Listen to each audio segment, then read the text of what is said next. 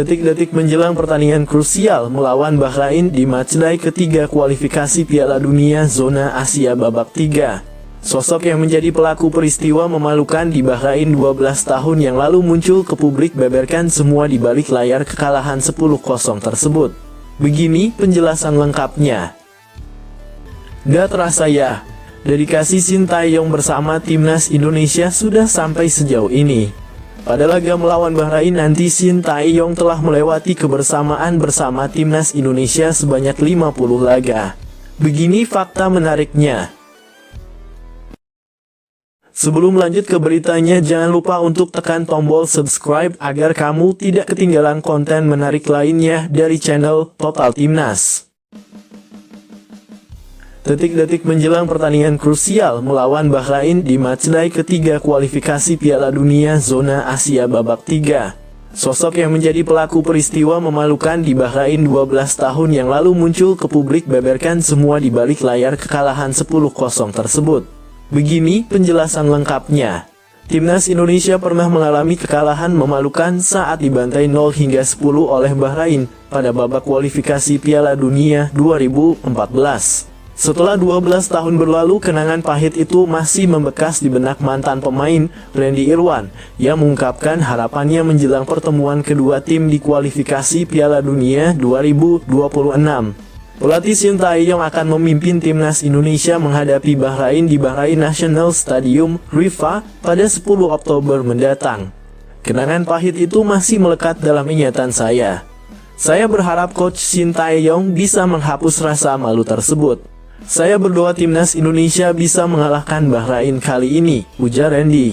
Ia juga mengenang betapa malu dirinya saat kembali ke Indonesia, bahkan sampai enggan bertemu teman dan tetangga di Sidoarjo. Randy optimistis dengan materi pemain saat ini, yang menurutnya lebih berkualitas. Ia berharap timnas Indonesia dapat membalas kekalahan masa lalu dan meraih tiket ke Piala Dunia. Menariknya, laga nanti akan kembali digelar di tempat yang sama, Bahrain National Stadium. Kekalahan 12 tahun lalu pun kembali diingat banyak pihak, meski manajer timnas Indonesia, Sumarji, menegaskan bahwa tim saat ini telah berkembang pesat. Ia menyambut baik jika Bahrain meremehkan Indonesia dan melihat hal itu sebagai peluang. Alhamdulillah kalau mereka menganggap kita remeh. Tapi ingat, timnas kita sekarang sudah berbeda. Jika lawan lemah, kita akan buktikan kemampuan kita dan membuat kejutan, kata Sumarji.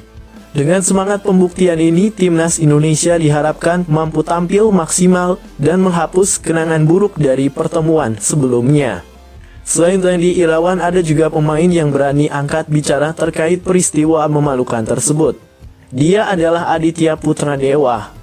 Aditya Putradewa ada dalam skuad timnas Indonesia saat kalah 0-10 dari Bahrain pada 2012 lalu. Menurut sosok yang kini jadi asisten pelatih Malut United itu, dualisme membuat kondisi timnas Indonesia jauh dari ideal. 12 tahun lalu sebuah momen buruk terjadi bagi sepak bola Indonesia. Bertemu pada ajang kualifikasi Piala Dunia 2014, timnas Indonesia yang tampil banyak wajah-wajah baru kalah telak dengan skor 0-10 dari Bahrain. Memori pahit kontra Bahrain rupanya masih terekam jelas di ingatan Aditya Putradewa. Timnas Indonesia besutan Aji Santoso dibabat habis oleh tuan rumah dalam laga terakhir Grup E kualifikasi Piala Dunia 2014, 29 Februari 2012.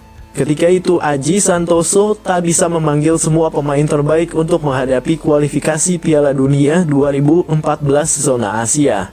Timnas Indonesia hanya diisi pemain dari Indonesia Premier League IPL. Persiapan tim juga tidak bisa maksimal. Aditya Putradewa menjadi starter pada pertandingan itu. Dia dipasang pelatih Aji Santoso di lini depan bersama Irfan Bachdim dan Ferdinand Sinaga. Sosok berusia 34 tahun itu hanya berada 60 menit di lapangan sebelum digantikan Ricky Ohorelah. Ya, kita tahu sendiri perbedaan tahun itu dengan sekarang bagaimana. Di mana waktu itu polemik dualisme PSSI sangat mengganggu persiapan kami dan juga kami berangkat dengan keterbatasan yang ada, ujar Aditya Putradewa. Senin 7 Oktober 2024. Mulai dari persiapan dan saya merasa terganggu juga dengan jadwal liga yang saya rasa masih belum teratur seperti sekarang. Apalagi ada 2 liga di tahun itu, tapi apapun itu, semua itu menjadi pengalaman yang sangat berharga dalam karier saya di sepak bola, sambungnya. Timnas Indonesia kini sudah berubah jauh lebih baik. Diisi materi skuad mumpuni dengan beberapa di antaranya adalah pemain keturunan. Aditya Putra Dewa punya keyakinan tim Garuda bisa memenangkan laga dan membawa pulang 3 poin dari Bahrain. Menurut saya dengan banyaknya pemain keturunan setidaknya kita menjadi kekuatan baru di Asia maupun dunia saat ini. Pertandingan pasti akan berjalan sangat seru, apalagi kedua negara sama-sama membutuhkan poin penuh untuk menentukan langkah ke babak selanjutnya, katanya. Saya mendoakan agar timnas Indonesia bisa meraih hasil terbaik. Melihat performa timnas saat ini sangat mungkin kita bisa membawa pulang 3 poin dari Bahrain. Semoga bisa tercapai demi asa timnas kita menuju Piala Dunia 2026, lanjut Aditya Putra Dewa. Ayo sekarang Choa Shin-tae yang waktunya membalas kekalahan memalukan dari Bahrain 12 tahun itu. Buatlah peristiwa memalukan tersebut jadi motivasi para pemain untuk kalahkan Bahrain pada match ketiga kualifikasi Piala Dunia 2026 nanti. Bagaimana pendapat kalian guys? Mengenai peristiwa memalukan yang merendahkan harga diri bangsa tersebut. Coba tuliskan pendapat kalian atas peristiwa tersebut dan harapan kalian untuk timnas Indonesia yang akan tanding melawan timnas Bahrain. Assalamualaikum warahmatullahi wabarakatuh teman-teman. Ini ada informasi terbaru, yaitu adanya 2 mantan pemain pada 12 tahun yang lalu yang berusaha untuk bisa memenangkan pertandingan melawan Bahrain untuk babak kualifikasi di Piala Dunia. Dari hasil pertandingan 12 tahun lalu, Indonesia mengalami rasa malu yang cukup mendalam hingga sampai hari ini. Rasa malu itu masih terasa oleh para pemain tersebut. Lalu kedua pemain nasional ini pun menceritakan kenapa hal itu bisa terjadi.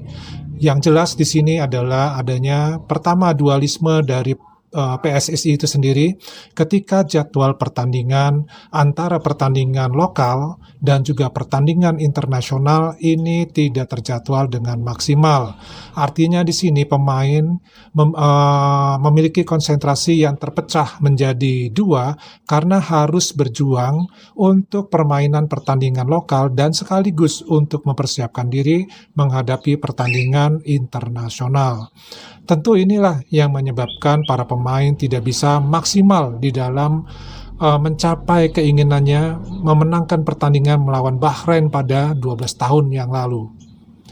Nah, yang kedua adalah bagaimana tidak maksimalnya fasilitas, dukungan, baik moral dan spiritual dan juga mungkin biaya yang memang tidak memadai pada saat itu, sehingga para pemain ini pun tidak bisa berlatih mempersiapkan diri secara maksimal ketika akan bertanding melawan Bahrain. Tapi kedua pemain ini, mantan pemain ini, mempunyai rasa optimis yang sangat tinggi melihat pasukan timnas Indonesia yang saat ini yang jauh setelah berkembang pesat, di mana permainan-permainan yang ada saat ini sudah cukup memadai untuk melawan Bahrain atau mungkin untuk melawan tim-tim yang lain, dan terbukti kita sudah masuk ke babak kualifikasi round ketiga.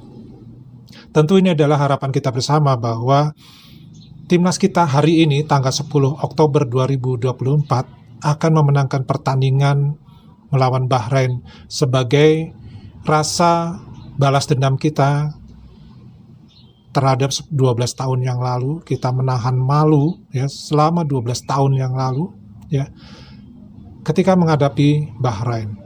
Namun kali ini kita sudah siap dengan squad yang ada. Kita mampu untuk menghadapi Bahrain dengan lebih baik lagi. Dan doa kita bersama agar kita menang pada hari ini.